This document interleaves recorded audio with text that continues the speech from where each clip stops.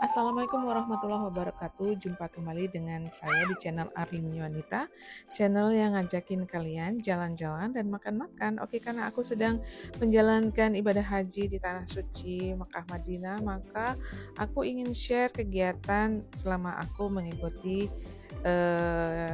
ibadah haji di sini. Nah, kali ini aku ingin cerita tentang kisah merpati di Tanah Suci. Bagi yang udah pernah pergi ke Tanah Suci Mekah Madinah, tentu tidak asing dengan banyaknya burung merpati di area seputaran Masjidil Haram Mekah maupun Madinah. Jumlah burung-burung ini ada mungkin ratusan ribu, nggak tahu juga sampai jutaan apa enggak, dan mereka hidup bebas.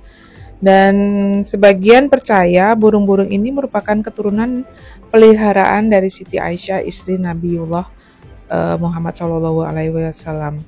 Dari sisi fisik, merpati Aisyah tidak berbeda dengan burung merpati pada umumnya. Warnanya biru laut cenderung gelap. Penggemar burung menyebutnya warnanya megan. Jadi, merpati ini bisa disebut juga merpati megan. Ada yang menamainya dengan hamam al-haram atau merpati haram. Warnanya juga unik dengan bulu yang dihiasi dua garis melintang, seperti pangkat yang dimiliki seorang perwira. Orang Arab sering mengambil istilah dia baik laksana merpati Mekah, artinya analogi bagi seseorang ataupun hewan adalah burung yang baik. Di seluruh penjuru dunia, kerumunan merpati mudah sekali ditemukan seperti di lapangan kota London atau seputar gereja Notre Dame, Paris, Prancis.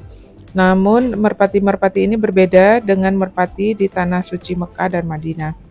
Merpati Aisyah biasa berterbangan di tanah lapang. Kalau di Madinah itu di arah pintu 21 atau pintu Raja Fat Masjid Nabawi, juga ada di pemakaman Baqi yang berada di sebelah timur masjid.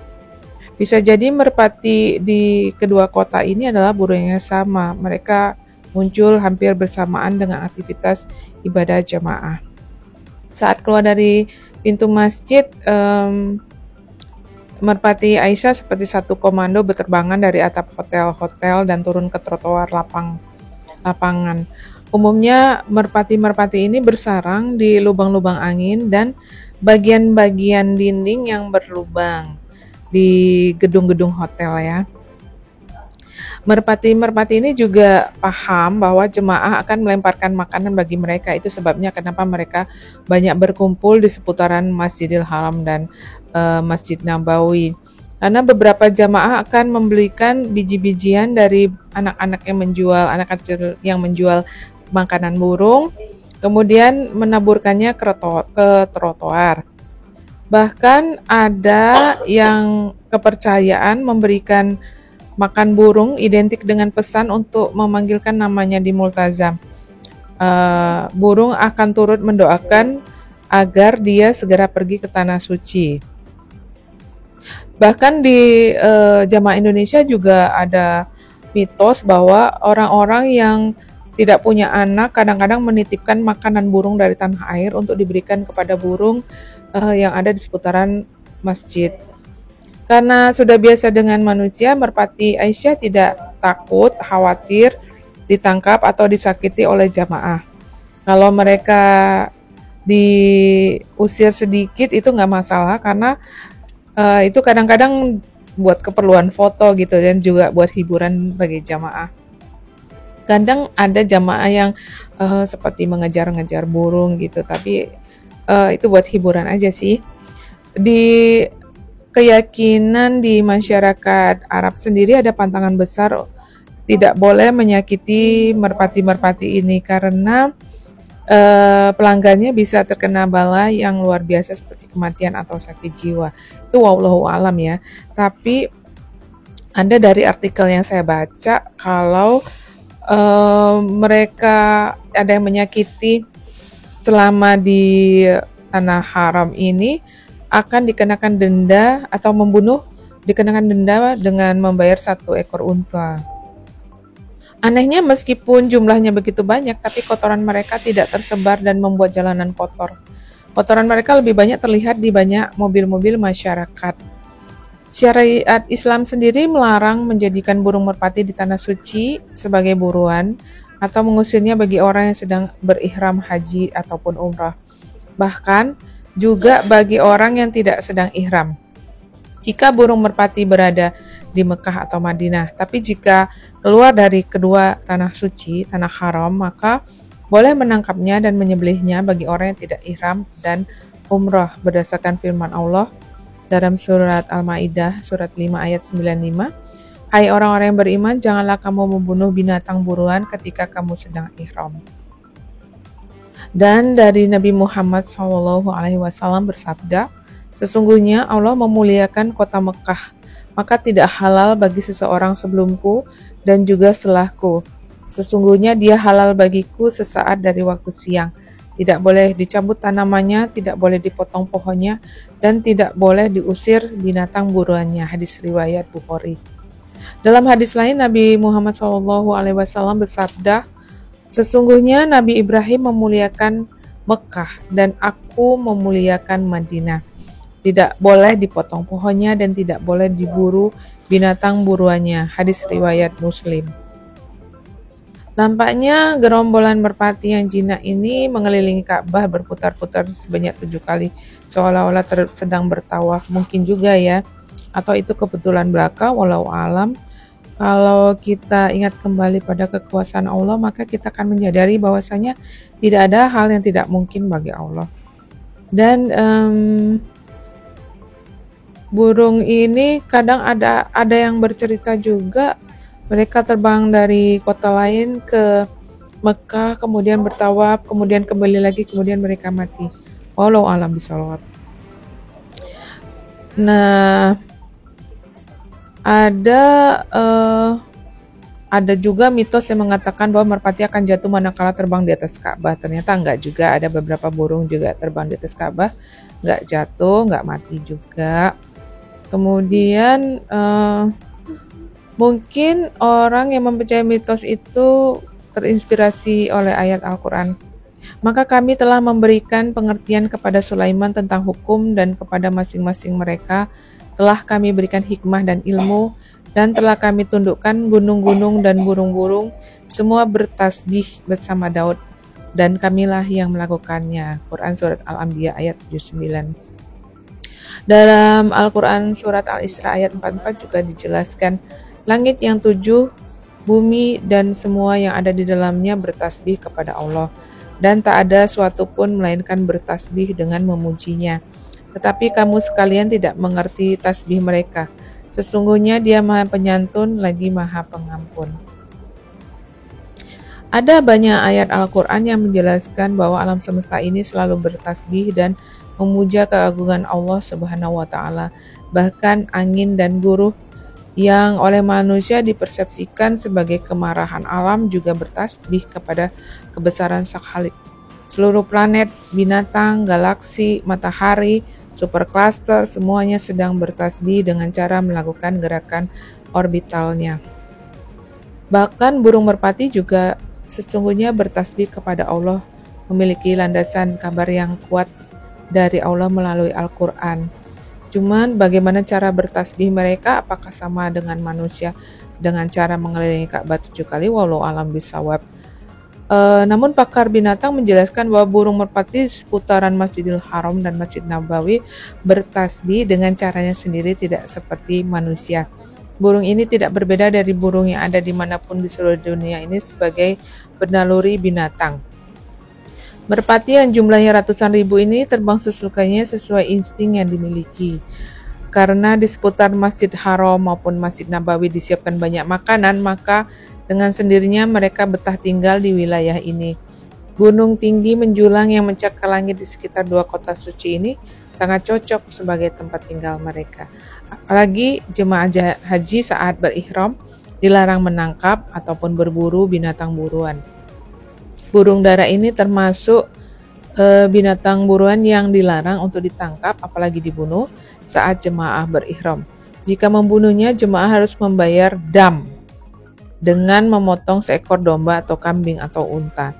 Itulah sebabnya burung dara di Haramain ini berkembang biak dengan pesat. Saat matahari terbit setelah subuh, burung ini turun dari tempat tinggal mereka masing-masing di sisi gedung bertingkat tinggi Dalam seharian mereka terus mendapatkan makanan dari jamaah. Namun menjelang maghrib mereka ini tidak terlihat lagi di sekitar jamaah. Mereka kembali ke sarangnya masing-masing. Oke, burung adalah mengikuti fitrahnya sebagai binatang, maka mereka juga bertasbih kepada Sang Khalik yang sesuai dengan fitrahnya sebagai binatang. Langit Jazirah Arab terkenal dengan beragam jenis burung pemangsa seperti elang dan alap-alap. Merpati adalah mangsa empuk burung elang. Namun, anehnya tak seekor burung elang pun pernah terlihat berputar-putar mengincar merpati sebagai mangsanya. Penduduk Mekah juga tidak jauh berbeda.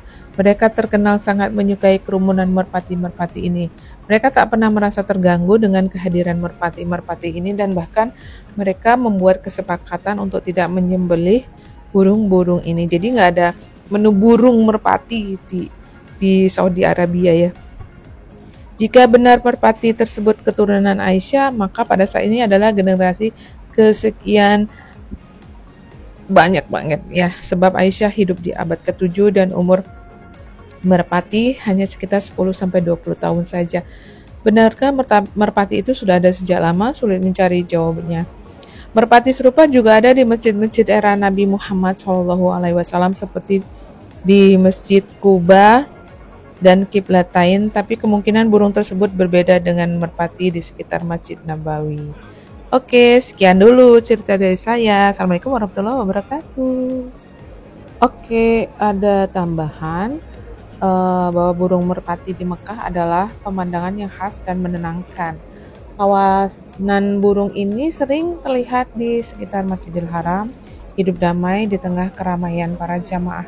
Namun burung merpati Mekah ini tidak hanya sekedar simbol keindahan alam aja, dan mereka juga memiliki nilai sejarah dan spiritual yang mendalam. Kehadiran burung merpati ini memancarkan pesan kasih sayang, perlindungan, dan perdamaian yang menjadi pengingat bagi umat Islam tentang makna kebesaran Allah.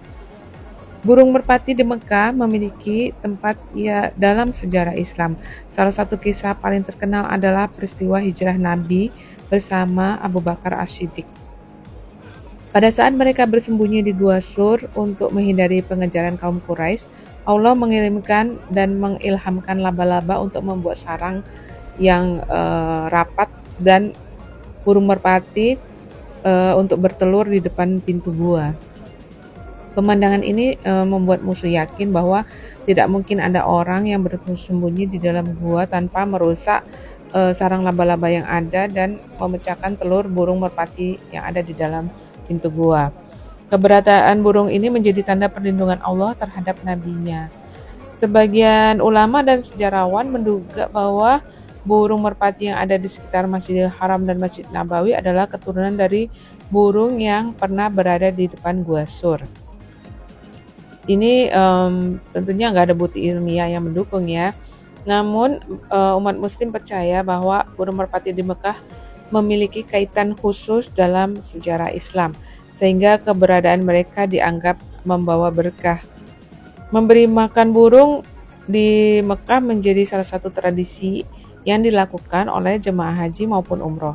Banyak jemaah membawa biji-bijian seperti jagung atau kacang hijau untuk diberikan kepada burung-burung ini.